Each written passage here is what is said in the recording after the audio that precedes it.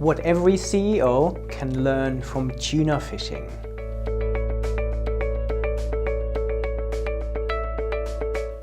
I help companies develop better performance management systems and better ways to use data. And for me, tuna fishing is a great example of actually seeing how this has all evolved. And I feel that some companies still have a long way of catching up. A bit like tuna fishing that has gone back a few hundred years and is competing with the latest fishing boats and the latest technology. So let me explain.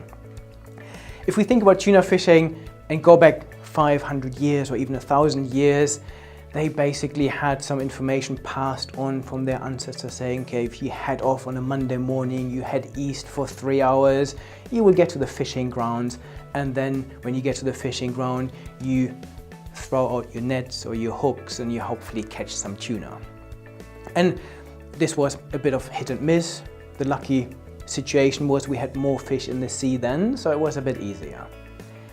Then navigation became a bit better and we had the ability to navigate using initially landmarks, then they used celestial navigation, so they used stars to navigate along the journey, so it became a bit easier to find their way.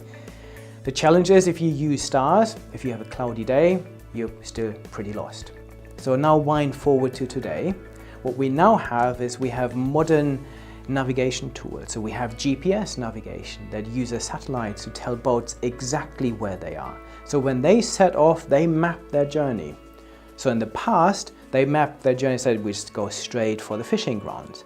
But they might experience really big storms on the way, really big waves, and they had no idea that they were coming. Today's boats have that. They get constantly updated about weather conditions. Satellites even monitor wave strength. So modern fishing boats now get updates and they can then dynamically map their journey to the fishing grounds. So this makes their journey much smoother, they know exactly where they are, and it makes it safer. The other thing is that nowadays we haven't got as many tuna fish in the sea as we had in the past, so it's important to actually find those.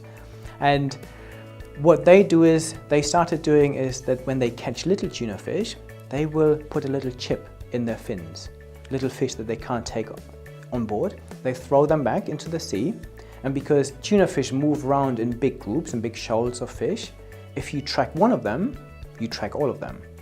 So again, you use satellite tracking to know exactly where they are. So when they are heading to the fishing grounds, they know that the tuna fish are already there. They can plot a safe journey to get there. And they also know that the fish might be moving away, so they can follow them. Because what they want is when they want to release the hooks and the nets, they want to do this at the right time, because once you've done that, you can't maneuver the boat for a significant amount of time. So it's very hard for you to then catch up with the fish. So you want to get to the fishing grounds. What they will then know is they already know the fish are there. They switch on the sonar. The sonar measures the density of the fish under the boat. And when they have maximum density, so when there's as many fish as possible under the boat, then they will release the hooks or the nets to catch as many fish as possible.